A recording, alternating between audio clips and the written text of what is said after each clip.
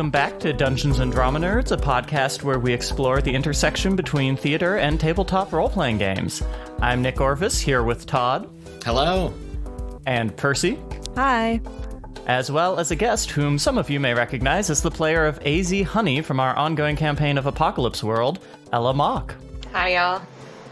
This week, we're here discussing the way Apocalypse World applies game mechanics to relationships and the way that ties into interactions between players and how that might relate to the ways that we stage intimacy in the theater. So, Ella, to start off, can you tell us a little bit about yourself and your work as an intimacy director? Absolutely.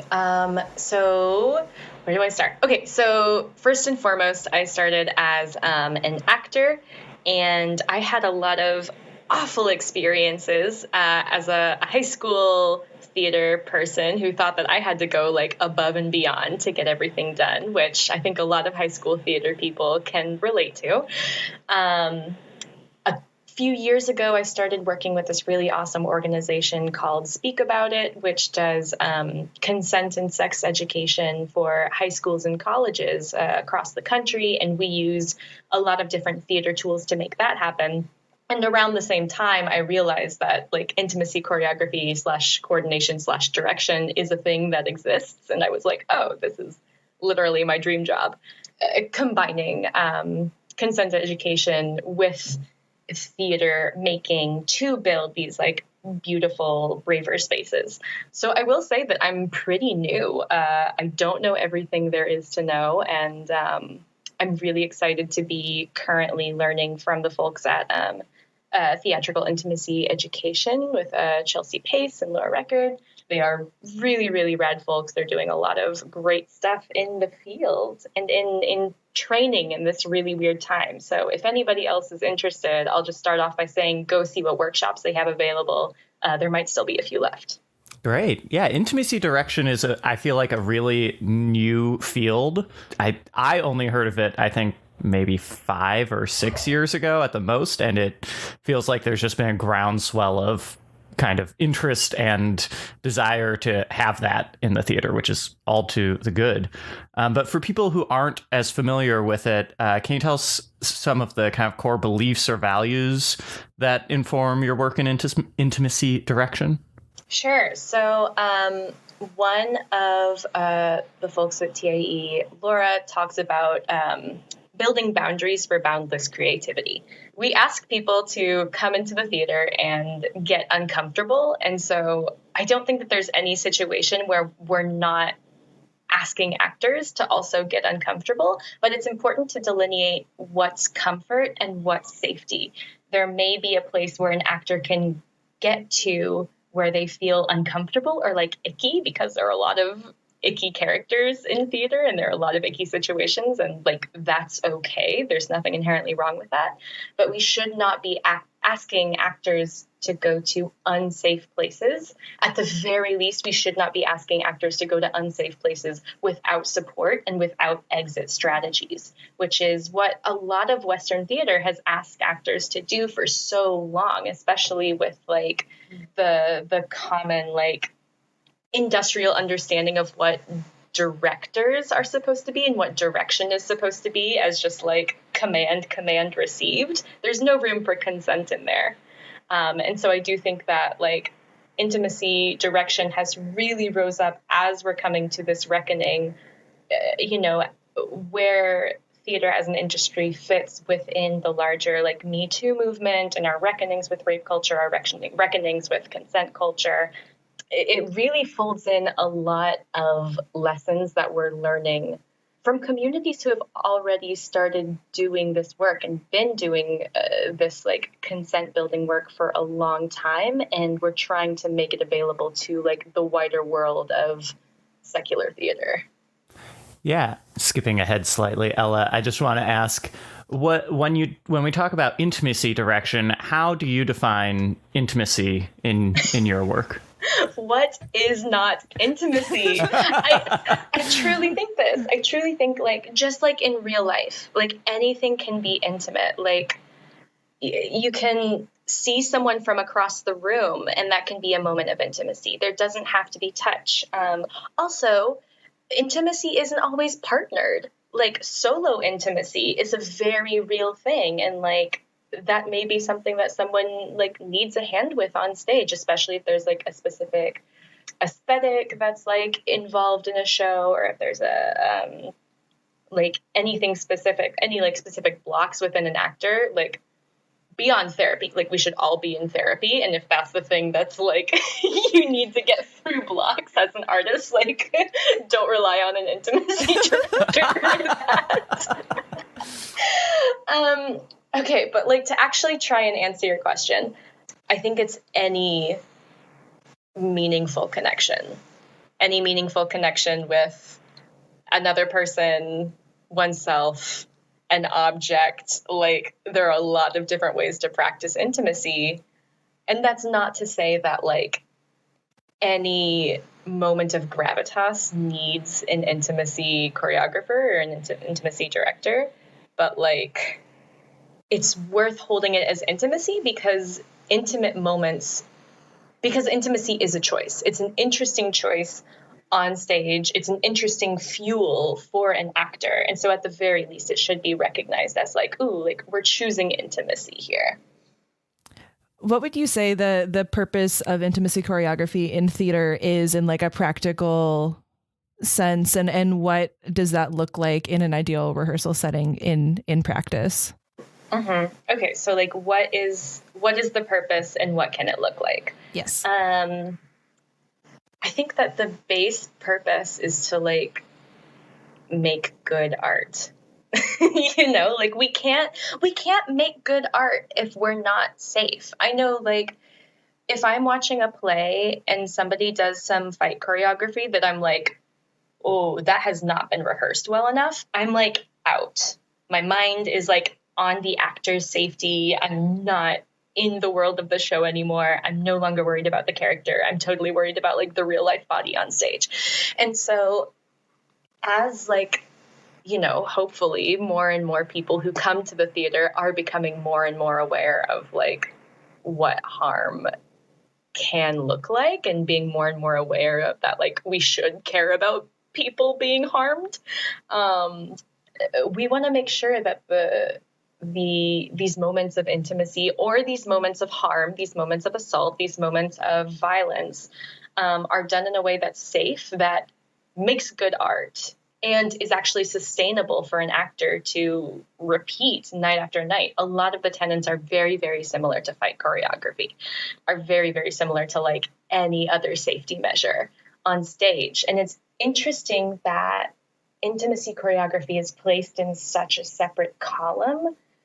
And I think a lot of it has to do with like people tend to ascribe the main danger of not having intimacy choreography with being like a purely mental or emotional one. But like it's about one's whole safety. Like if I'm stuck in my head, I might forget my lines. I might forget my like whatever else choreography is next. So yeah, the purpose of intimacy choreography is to give actors a way of getting into moments of intimacy, violence, harm, assault, etc., and a way to get out. That's actually one thing we talk about a lot, is like you got to be able to go on to the next scene. And even if the character is still dwelling in a moment, like you as the actor need an exit strategy to get out of those heated moments. I think ultimately... Okay, so I'll be like, maybe this is a little TMI, but like I've been to therapy a lot. We stand. Yeah, which is great. Therapy is amazing. And the best therapists I know are people who are like, I don't want my job to exist anymore, because like you should have these tools for yourself. You should not have to come to me, you know, unless it's like really and truly necessary or gives you joy. I feel the same way about a lot of moments of intimacy choreography where like I've entered a space and I thought, oh, like these actors just don't have a lot of practice making and maintaining boundaries. And that's an unfortunate industry-wide truth that again goes back to like how we think directors and receiving direction should be. And like a capitalist industrial sense of making theater. But a lot of times it's like, I just want to give you these tools to not only do this show, but to carry on to like every project you go through in your life, to be able to say like, oh, hey, before we start rehearsing this, can we actually talk about some physical boundaries? Can we talk about some steps we need to take? Can we talk about what placeholders work for us as we work up to like moments of contact? Can we talk about what language we like to use for our bodies and these actions? Yeah, it's about creating a whole toolbox that can exist within the world of a specific play and just in the world in general. It doesn't even have to exist in theater. This kind of conversation should exist in real life. Which reminds me, I'm so sorry, I'm getting like way away from the question, but these are it's all totally just fine. Like, blah, Yeah.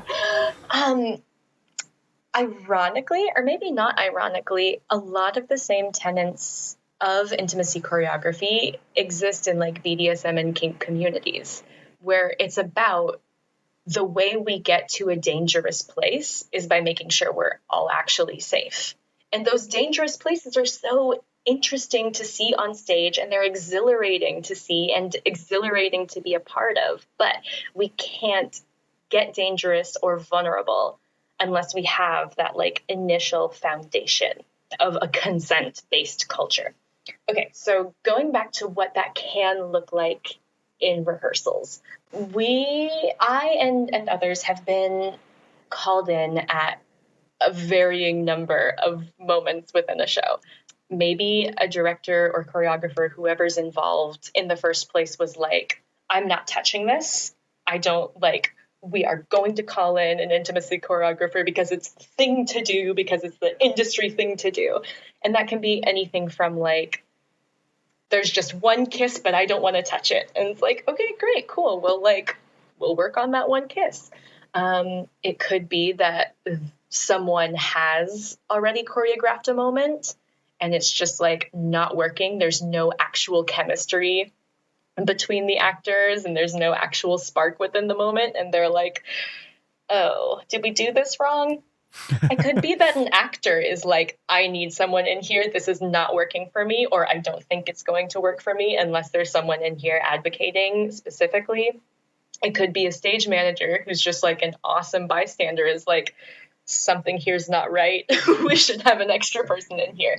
So like, we can be called in by a number of people at a number of moments. And sometimes it's undoing work that has happened. Sometimes it's building something from nothing. Sometimes it's just talking to the folks involved and being like, have y'all actually like looked each other in the eyes for 30 seconds and thought about what it's like to be in love?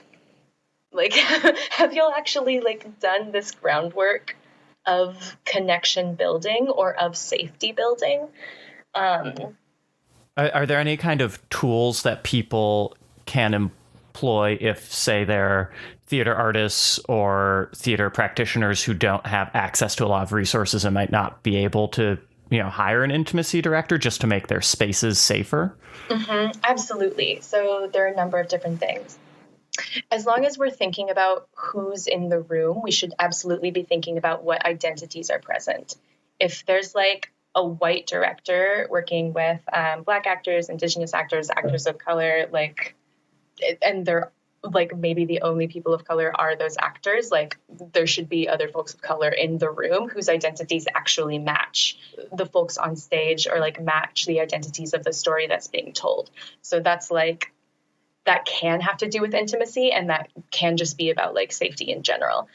If there are moments of harm or assault or violence, and I guess I want to say that like I differentiate those things because those things can be differentiated in real life. If somebody's doing like a kinky scene, that can still be sexual violence without being sexual harm. And it's important to have somebody in there who knows what that's supposed to look like and knows how to do that safely. So I just wanted to peel back the curtain on why I use so many words for what sounds like the same concept. If there's anything that's like a heated or potentially harmful moment, there should be somebody, at least in like the early rehearsals, who's trained in potentially mental health first aid. At the very least, there should be resources available for like how a person can go home and decompress, or like some toolbox of getting out of that scene. If it's just like a moment of like sweet intimacy or passionate intimacy, it's still good to be able to like get out and leave that behind, because like things can get messy when you aren't able to leave that behind and go home. Yeah, I think a lot of it is about making sure, like talking to your actors and see what their resources are for like how they care for themselves when they're not at rehearsal, and really just having a conversation about like what they do for themselves on a regular basis. And I think that this goes back to like, we're just incorporating real life lessons. Like this should be true for any workplace where like a boss knows, I just did air quotes, I realize we're on a podcast. Where like somebody can know how their employees take care of themselves on stressful days, so that that stress doesn't keep reappearing at work if there's not a way at work to acutely deal with that stress. Yeah, a lot of it's just conversations. Like, hey, how you doing? That was a lot. What sounds good to do right now? What's a good way to like work up to doing this work? Yeah, those are some options. So shifting gears a little bit, as we think about collaborative storytelling in theater and around a table, what are some things that you think tabletop players could learn from intimacy directors and choreographers to make sure that everyone's having a safe, fun time, especially when in tabletop games, you know, things aren't scripted, and so we might stumble upon a moment of intimacy as opposed to like, no, it's coming up in scene 3. Yeah. JonJon did such a good job of our like session 0, really mapping out what we wanted to happen and didn't want to happen, and like what would actively like stop us in our tracks in the game and what would just make us feel uncomfortable in the game. It was a lot of those same conversations of like, what's going to take you out of this game and like make you actively not have fun, versus like what's going to be a hard thing to push through, but you feel you might be able to, but we can also check back in the moment. And it's really, I think it's awesome that this platform exists that's really examining like theater making and tabletop world building, because it's very similar in the way that we can get taken out of stories when there's like real life danger that might happen, versus being excited about being in a dangerous situation because it's fun and because we're warriors and warlocks and like rad hackers. You know, it's not about avoiding danger. It is never about avoiding danger. It's about avoiding acute, unsafe practices in a way that makes it not entertaining or fun for anyone. Like, if, like, I don't want to play a game with someone who is entertained by, like, watching me react to something harmful happening. That's not fun for me. And I think that anybody who feels like there has to be an element in the game that would actively cause harm to another player should really like do some self-examination and think about why that is. Like, but you know, I'm not here to call anyone out. I'm here to just say like, maybe take a breath and think about why you feel that way. Well, I think actually thinking back to our session 0, one of the many things that was so nice about it for me is that it felt like it was also just an opportunity for the 4 of us who didn't know each other really to build trust and build a connection. And I hadn't thought about how important that actually ended up being, because like we were invested in each other's experiences in a way that I think is really useful and helpful. Yeah, although I also don't think any of the four of us are by nature people who wish harm on the other people that we're playing with. I would like to think. Yeah, absolutely. And honestly, that reminds me of another tie between how that session 0 went and how intimacy choreography can go, where like, so for TIE, we use the word button. If something happens that like an actor needs to take a step back and like do something for themselves to move forward, they say button, and that can be any word. You can make it another word as long as it's really similar to a safe word, where like you don't want it to be something that's actually going to come up like in a scene. It's like out there enough that it's a reset audibly for everyone in the room. But the main thing is that when an actor or anyone in the room calls button, they don't have to explain themselves. And in fact, they shouldn't. The point is not to be therapized in that moment. It's about just saying, oh, I need to take a step back. And in the same way, in the session 0, we were like, yeah, I don't want this to happen. And we didn't have to say, like, it's because this is how it makes me feel, or this is my experience, or blah, blah, blah, blah, blah. We didn't have to go into any of that. We could just say, yeah, I don't want that. And then we were all like, great. That button thing reminds me of the X card, which is a tabletop kind of safety tool. Had you ever had the experience of using safety tools like that in tabletop games before?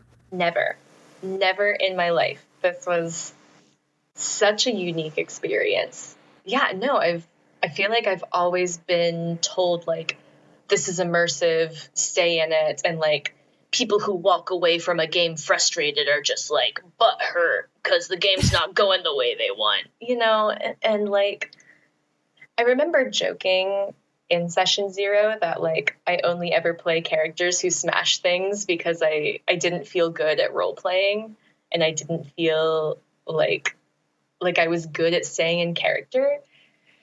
And I feel like the more I played AZ Honey, the more I was like, oh, I just never wanted to play a character that could be sexualized. I never wanted to play a character that could be put in any situation of like sexual interaction with another player or a situation of sexual harm, because I didn't trust the people I was playing with to actually handle that. And so it was so nice to play a character who, like, she's called they're called a battle babe. Their whole point is to be like a sexy warrior.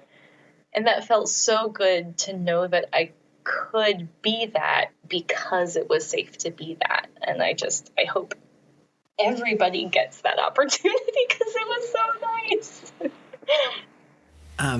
Ella, so outside of the X card and other safety tools that we've discussed, are there any thoughts or ideas that you have for safety tools that you think tabletop players should try to employ more regularly? One tip we can take from kink communities is a yes, no, maybe list. It's really similar to what we went through in session 0, but it can be actually like printed out or like a PDF or whatever, and you can send it out to your players beforehand so that they can, I think there's something nice about being able to like do it on your own and not worry about if there's going to be like active or audible or visible judgment from other players. A yes, no, maybe list is just like a list of situations or words, and there are boxes beside all of them that say yes or no or maybe.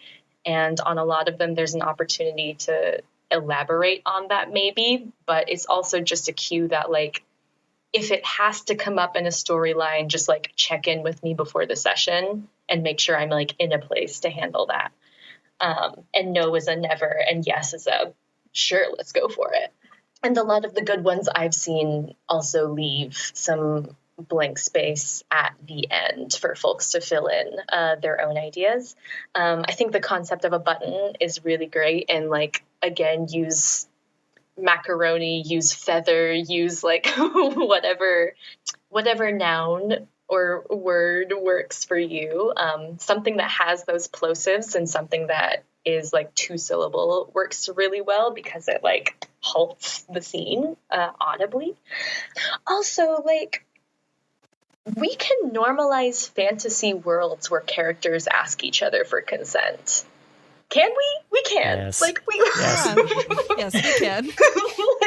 So I think that those conversations don't all have to happen out of the game. They can happen within the world where like a character can approach another character and just ask a question and like allow that to be honest. And if there needs to be some table talk about that, then like have the table talk. But maybe those conversations can happen in game in a way that like doesn't have to pull us out of it. And those conversations can be about like, do we want to be seen? Do we want to be hidden? And like can even be really specific. If it is a game where like a sexual scene goes in depth and like is detailed, like consent is ongoing, so that conversation between characters can be ongoing. Mm-hmm. That segues kind of nicely into talking a little bit more specifically about the way that Apocalypse World is built. Just as a game, Apocalypse World talks a lot about sex. It has a lot of specific mechanics related to what happens when two characters have sex with each other. And I'm curious, what do you think is valuable about depicting sex so openly in a game like this? And maybe what are the risks that also come with that?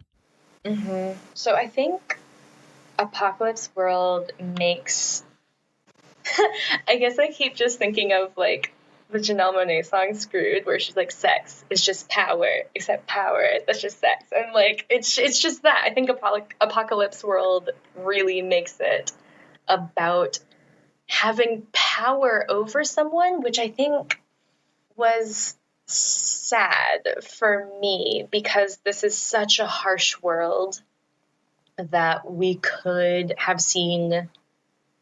I would have liked to see more gameplay that allows for vulnerability, or like mechanisms within the gameplay. I mean, that allows for vulnerability instead of just power, because I think that like it becomes transactional. If it's like, I want this thing from you, so I will have sex with you, which is like, unfortunately, a thing that happens in the world. But like, I've been thinking about the apocalypse a lot lately. And I think that like, I wonder why. And I think that something that I've really been craving is intimacy and vulnerability and just like trust and closeness. And so painting this version of the apocalypse where sex is about power over and potentially like a transaction of power, like two people can have, or more people can all like gain something from that interaction. But yeah, I guess I have a hard time thinking about what's valuable within this game apart from using it as a tool to think about how that works in real life. Mm-hmm. Mm. There's sort of two components to that, like sex and relationship mechanizing in Apocalypse World. There's the sex moves, which sex moves. I mean, I'm putting big air quotes around it, but also that is, I'm pretty sure, literally what they're called.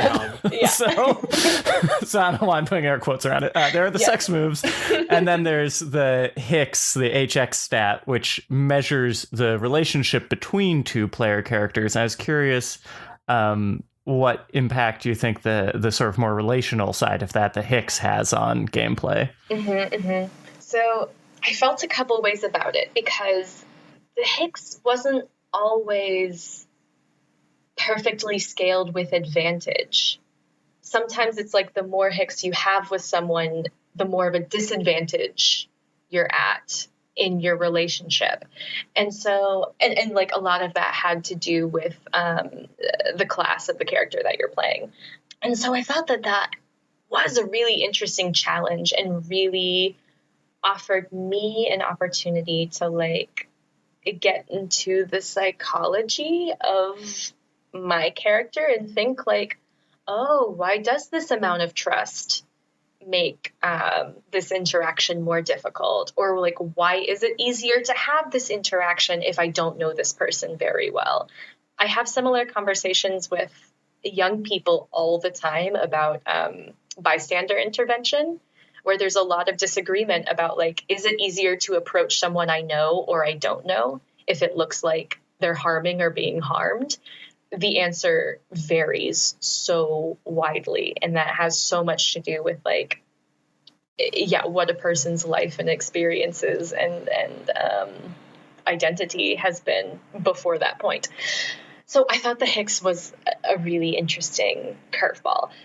I think that the way relationality worked with sex was just so different from that, in a way that like felt weird, in a way that felt inconsistent with what the game felt like it was trying to tell me. And in a way that was built really, really heavily on a model of scarcity, I think.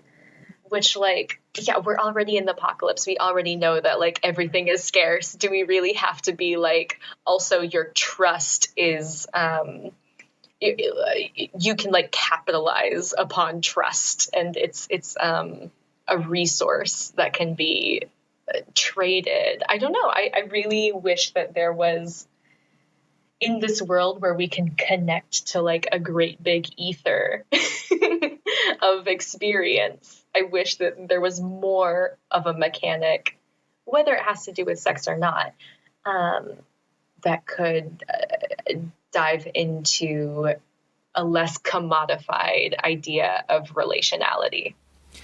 I mean, I think for me, the thing that holds interest about the Hicks stat is the thought that, like, the more you trust someone, the more you have blinders for them. That, like, by being so trusting of someone, you, like, might allow them to get away with certain things because you think you know them as, like, a thing. But it does feel the more transactional aspect of it, or, like, the way in which it is gamified, even being that this is a game, the way that you like might try to pursue or not pursue a certain amount of history with someone in order to achieve something does feel, again, very transactional.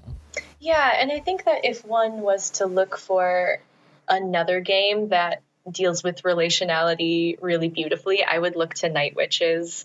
I think that, yeah, everybody like makes a cute little face when I say that. I think that game really, like, still gamifies relationality, but doesn't commodify it in a gorgeous way that, like, I would argue the characters in that game are in an apocalyptic setting as well.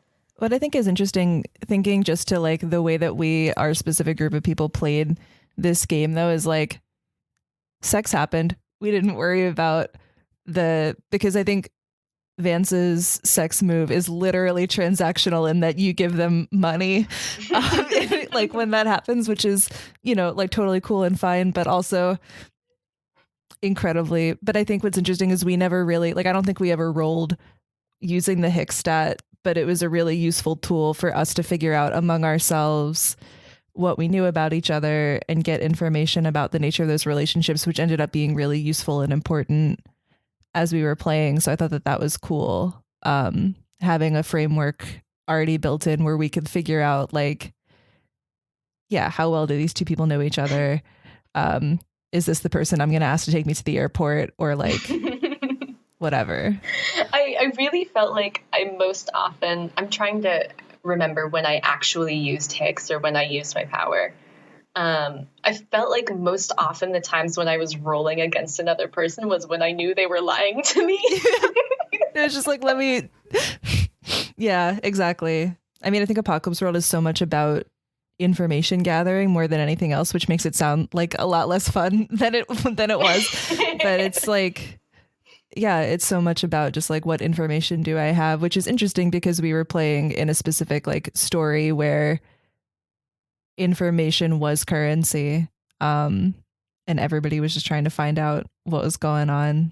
So I thought we mostly used these relationship mechanics as a means of just building relationships with each other and figuring out what our characters were doing, as opposed to like the actual function of the Hicks stat, which I think is to like add stuff to other players' roles. Yeah. I think that we I don't want to say weaponized. I like that we messed with it. I like that we fucked with it a little bit to make it something. There it is. Replace all weapons with queer. Queer every weapon. Yes. Queer every weapon. Todd is wearing a shirt that says heterosexuality. Oh, I see. That is much better than what I thought was just a shirt that said heterosexuality. In massive font. For those of you listening and not watching this as a video, it says heterosexuality is a consequence of the fall. Which is a great shirt. But I was like, queer the weapons. But yeah, I mean, I think all the time about the fact that like our cast for Apocalypse World is 100% queer. And 3 of us are some flavor of trans identifying. So like what impact that had on our characters and the way that we related to each other and the things that mattered to us. Right. As players. Yeah. I'm so sorry. Yeah, I think that like living queerly requires a different understanding of relationality than what is common. I've also talked to a lot of queer folks who have had very different, experiences with learning about consent because there are like fewer examples of what sex should look like. Should, again, I'm doing air quotes, look like in common media. There are like fewer role models to look up to with like how to interact with a body. And also like for a lot of us, we're like, yeah, you don't know what my body looks like. I'm like, we'll find out if we do. But like every step is a different step of consent in a way. Yeah. Anyway, all that to say, I feel really blessed to be queer and to live a queer experience because it's allowed me such a beautiful interaction with relationality in that way. Yeah, like you can never take anything for granted when you're living as a queer person. And I think that translates really well in some ways to an apocalyptic environment where like trust is limited and you can't assume that anything is exactly what you think it is. So I think, yeah. Yay, apocalypse. Apocalypse. So there are playbooks in Apocalypse World that are really specifically tied to like the psychic maelstrom TM. But they're about letting you read a character's innermost thoughts or in some way like psychically manipulate them or learn information about them. And it's like a mind control, mind reading type thing. And I'm curious about, because some of these moves are triggered by moments of physical intimacy of one flavor or another. So I'm curious about how you see consent and like the way that we talk about sex in Apocalypse World tying into that as well. So I think this is so interesting because there's so many layers to it. Like how can, like we have to call it a breach of consent unless like the character and the player are informed and agree to this happening.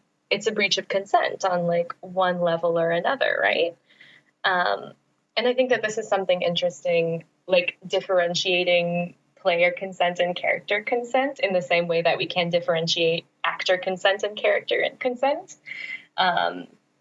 Just because like the player, know that you, a player, have this power, that doesn't mean that like, I don't know. I think I'm interested in learning more about how consent works in that situation and like works between those lines of player and character.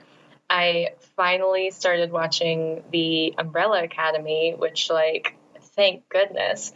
But I think that show has some really interesting conversations around superpowers and consent from like, and I'm not going to spoil anything, I promise, for anybody who's listening. Because I have not watched it yet and I need to watch it. Yeah, but from like manipulation being a thing that's like offered with and without consent to like spiritual possession being a thing that's with and without consent, like a whole number of things that like could live within that psychic maelstrom idea that still require a negotiation and are still acknowledged as breaches of consent. And like, honestly, what it all comes down to is I am here for consent within fantasy worlds. I am here for consent within sci-fi. I'm here for like seeing those conversations happen in real time in these worlds, be they apocalyptic or not.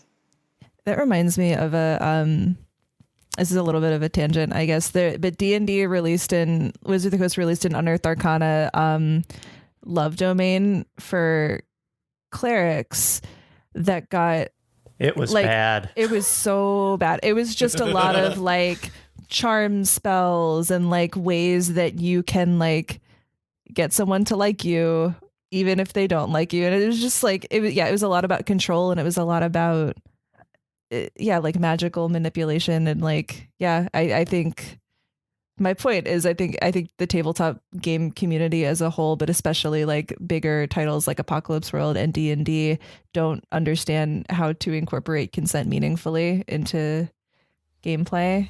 I mean, I think it's telling that these systems equate control and love. Yeah, that's a whole thing. We don't have time to unpack all of that. That's a whole other 3 episodes. But That's another podcast.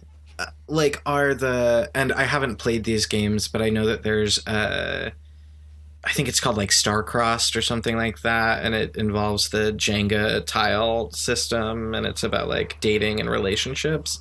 But I think it was written by a woman and is about like the anxiety of making yourself vulnerable and relating that to the Jenga tower that is slowly becoming more and more unstable as you make yourself more vulnerable, as opposed to like, and there was a female partner, McGay, on Apocalypse World, but I think it's still telling that.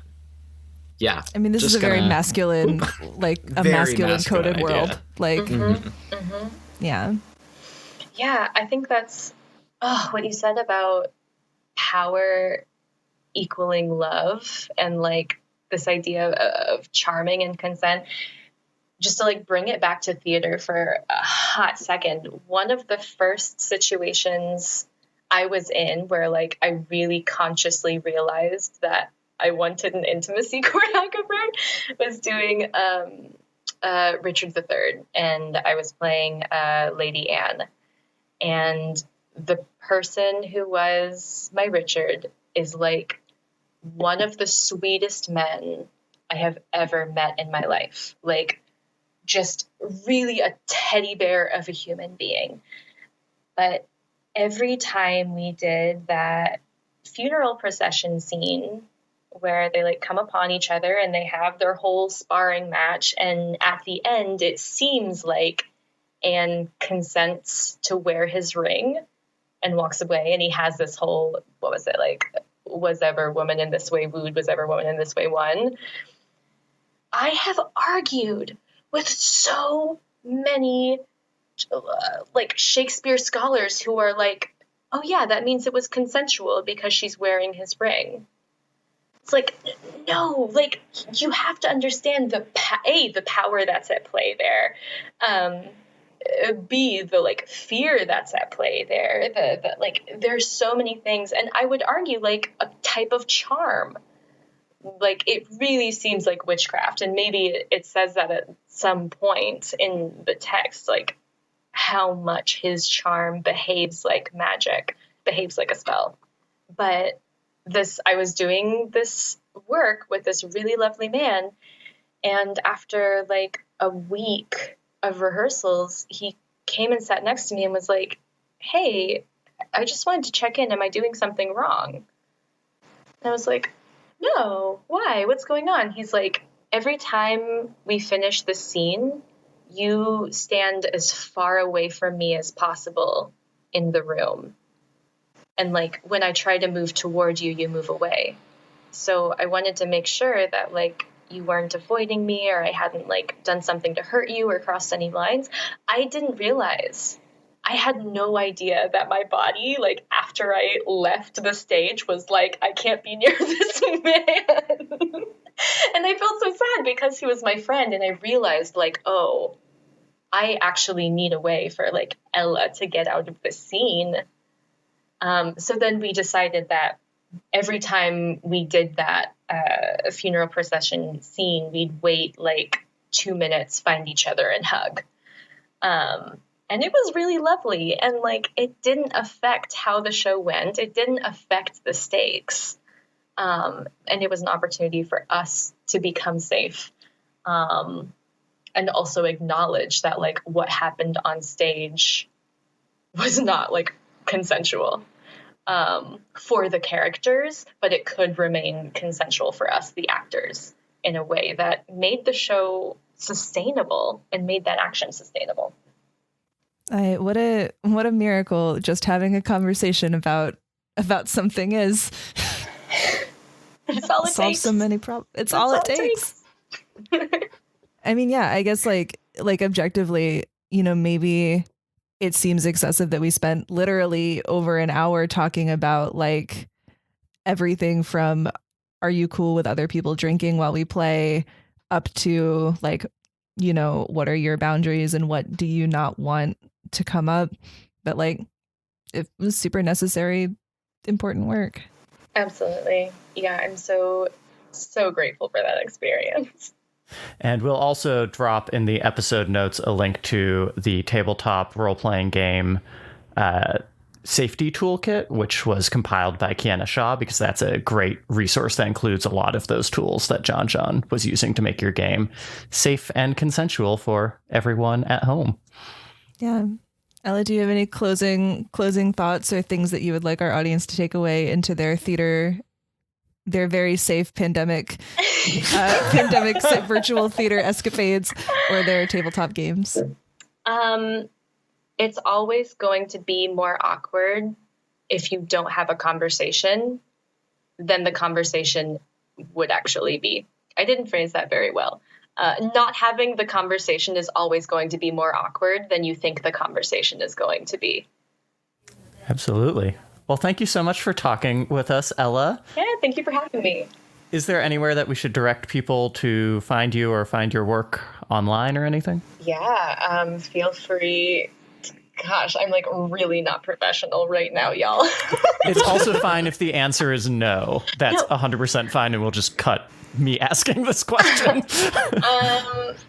Yeah, I'm like, do I want to ask people to like follow my Instagram account? I don't know.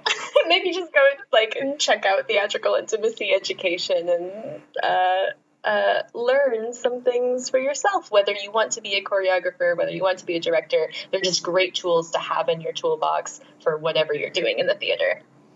Great. Well, thank you so much. And everybody tune in next week for more of Dungeons and Drama Nerds.